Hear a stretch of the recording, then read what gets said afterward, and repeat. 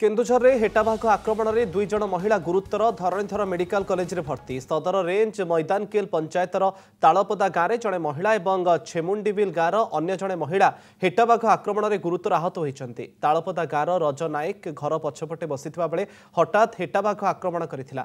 हेटाबाघ रज नायकंकर मुह जंघ छाती और हाथ को कामुड़ी क्षताक्त करिछि। छेमुंडीबिल गाँव रुक्मणी महापात्र छेली चराइबाकू नैथिबा बेले तांको पछपटु आक्रमण करथिला हेटाबाघ। उभय को गुरुतर अवस्था धरणीधर मेडिकल कॉलेज रे भर्ती करा जायछि।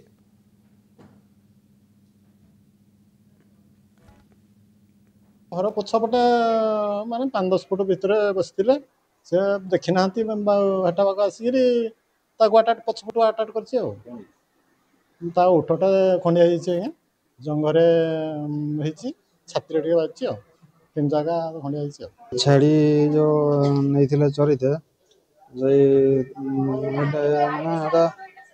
हाफ किलोमीटर भी हे कि नहीं से पाख रखी से तो आसिक अटाक कर पछ आड़ से बसी और कामुड़ी आसिक।